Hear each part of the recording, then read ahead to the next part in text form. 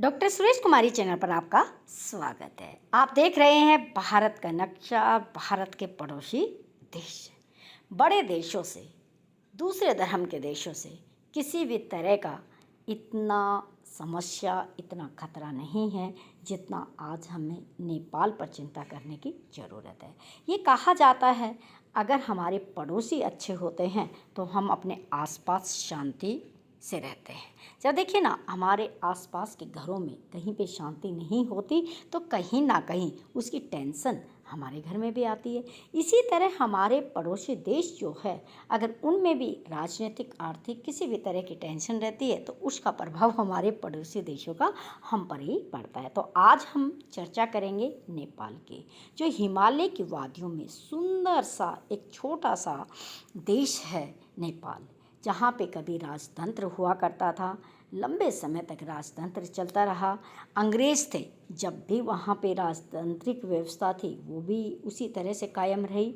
और आज नेपाल में जब लोकतंत्र आ गया तो वहाँ पे समस्याएं ज़्यादा बढ़ गई है। तो हम देखते हैं कि किस तरह नेपाल भारत और चीन के बीच में स्थित एक छोटा सा देश है, जो भारत के लिए एक बफर स्टेट का काम करता है। नेपाल चाहे तो दोनों देशों से मदद लेकर अपने देश की स्थिति को बहुत अच्छा कर सकता है, क्योंकि जो इसकी बाउंड्री है, जो इसकी लोकेशन है, उसकी वजह से इसका बहुत अधिक महत्व है। चारों तरफ से, यानी कि कहते हैं ना, लैंड लोकेटेड स्टेट है नेपाल। अब चलिए हम देखते हैं कि नेपाल की कहानी क्या। नेपाल की दास्तान जब से लोकतंत्र आया है कुछ अजीब सी दास्तान रही है। नेपाल में कभी कोई स्थायी सरकार नहीं रही है। 2008 से नेपाल में लोकतंत्र की स्थापना हो चुकी थी, नई व्यवस्था कायम हो गई थी। कहते हैं कि वैसे तो नेपाली राजनीति में समझौतों का कोई मूल्य नहीं है, कोई सम्मान नहीं है। यदि ये सरकार गिरती है तो कोई आश्चर्य भी नहीं होगा, लेकिन सरकारों का बार बार गिरना नेपाली लोकतंत्र का एक चिंताजनक पहलू है। नेपाल की अस्थिरता भारत के लिए भी चिंता का विषय है। नेपाल की जो राजनीतिक व्यवस्था है वो भारत के लिए एक बहुत बड़ी चिंता का विषय है। नेपाल में 2008 का साल लोकतंत्र की स्थापना का एक गौरवान्वित वर्ष माना जाता है। 10 वर्ष पहले की बात है। लंबे समय से 10 वर्ष तक माओवादी विद्रोह के बाद सदियों पुराने हिंदू राजशाही शासन वाला जो पद था वो खत्म कर दिया गया, और उसी वर्ष पहले लोकतांत्रिक चुनावों में माओवादी सेंटर को अच्छी खासी सीटें मिली थी। प्रचंड पहले लोकतांत्रिक ढंग से निर्वाचित प्रधानमंत्री बने, लेकिन उनकी सरकार साल भर भी नहीं चली।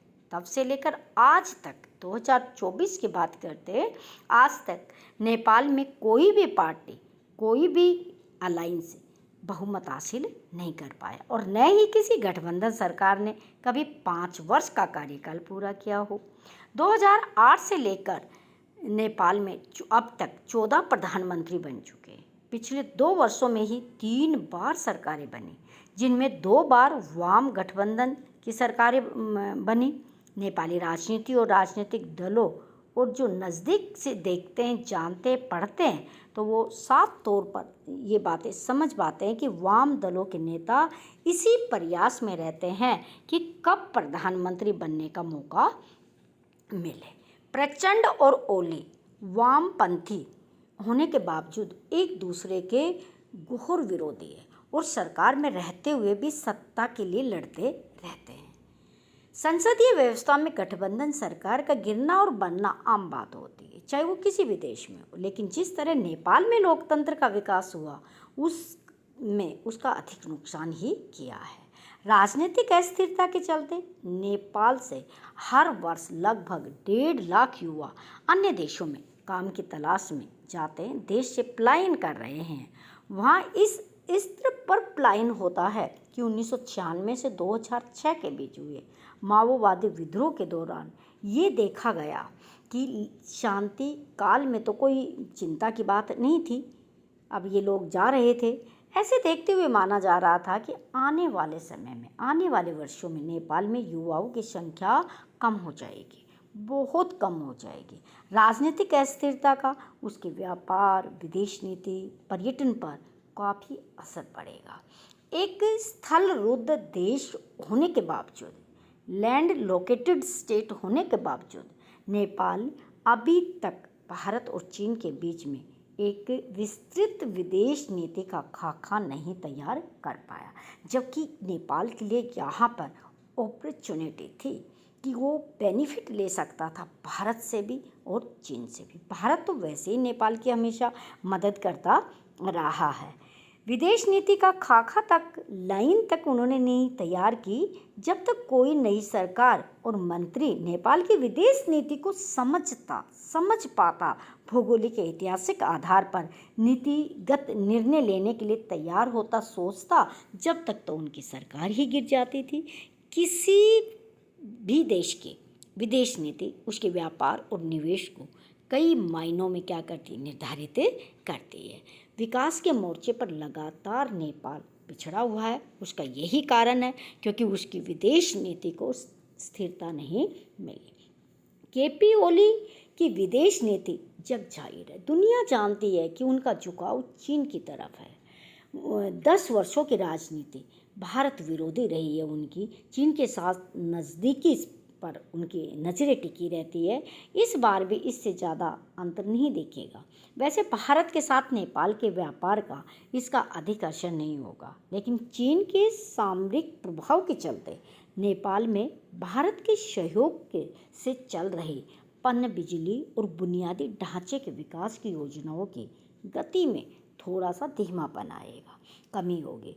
ओली जो वहाँ से प्रधानमंत्री बनने की संभावना है, चीन के साथ ज़्यादा से ज़्यादा जुड़ने की कोशिश करेंगे और 2017 में नेपाल चीन की अत्यंत महत्वाकांक्षी परियोजना बेल्ट एंड रोड, ये ध्यान रखना, बेल्ट एंड रोड एक परियोजना बनाई चीन और नेपाल के साथ। उसकी जो पहल का हिस्सा था उसको आगे बढ़ाने की कोशिश करेंगे, लेकिन उस पहल का क्या मायना कि प्रोजेक्ट अभी शुरू ही नहीं किया। बेल्ट एंड रोड पहले चीन के सामरिक नज़रिए से महत्वपूर्ण है, लिहाजा वह चाहेगा कि केपी ओली इसमें अपनी पूरी ताकत लगा दे। भारत के साथ सीमा विवाद के चलते चीन नेपाल में अपने सैन्य प्रभाव को भी बढ़ाने पर जोर देगा।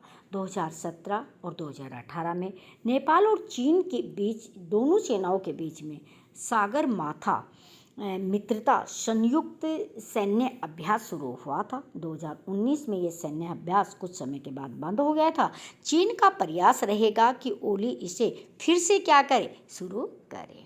अब बात करते हैं भारत और नेपाल के।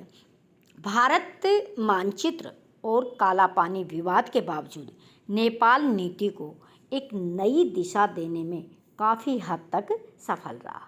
अब मैं इसके बारे में चर्चा करूंगी। भारत मानचित्र और काला पानी क्या है। देखिए, उत्तराखंड के 3-4 गांव हैं, वहाँ के इलाकों पर 1817 से नेपाल अपना कब्जा मानता है। जब यहाँ पे अंग्रेज थे उसी समय से था। सोनगाली की एक संधि भी हुई थी, उसके तहत उसका फैसला भी हुआ था, लेकिन नेपाल उसको नक्शे में अपना उत्तराखंड का जो है उसको दिखाने का प्रयास करता है। वो एक पुरानी बात है, 207 साल पुराना इतिहास है, उसके ऊपर अलग से वीडियो बनाएंगे। और काला पानी एक नदी के नाम पर है जो भारत और नेपाल के बीच में नदी बहती है। इस पे अलग से चर्चा करेंगे, नहीं वीडियो काफ़ी लंबी हो जाती है। उस दिशा में क्या करता है वो सफल भी रहा है कि भारत को उस पर आरोप लगा कर नेपाल में कुछ दलों की भारत विरोधी नीतियों के बावजूद भारत पड़ोसी प्रथम नीति के तहत उसमें लगातार संपर्क करता रहता है। ये हमेशा भारत की पहल रही है। लेकिन ओली के सत्ता में आने के बाद भारत को चीन के प्रभाव और भारत विरोधी भावनाओं से निपटने के लिए तैयार रहना होगा। वो करेगा इस तरह की हरकतें क्योंकि चाइना उसको इशारा करेगा, वो भारत के खिलाफ बोलेगा। भले ही चीन भारत और नेपाल के व्यापार और सांस्कृतिक संपर्क को न तोड़ पाए, भारत के जो हमारे कल्चरल्स अफेयर्स रिलेशंस है उनको तो प्रभावित नहीं कर पाएगा, लेकिन नेपाली युवाओं में भारत के खिलाफ काला पानी विवाद से जुड़े मुद्दे जो है उनके लिए भड़काने में कोई कसर नहीं छोड़ेगा। उसके लिए अपनी नीति काला पानी और नेपाल का वो भाग उत्तराखंड वाले 3-4 गांव, इस तरह की नीति नेपाल के युवाओं के अंदर करता जाएगा और भारत के प्रति द्वेष पैदा करता जाएगा। तो आज जब तक अगर नेपाल के अंदर राजनीतिक स्थिरता नहीं आएगी तो नेपाल की विदेश नीति, नेपाल की आर्थिक नीति और नेपाल के युवाओं के भले में कोई भी काम नहीं होने वाला है। और भारत की स्थिरता जब भी है जब नेपाल के अंदर शांति कायम होगी। अगर ये सामरिक रूपरेखा आर्टिकल आपको पसंद है तो आप वीडियो को लाइक कीजिए, शेयर कीजिए, चैनल को सब्सक्राइब कीजिए। Thanks for watching.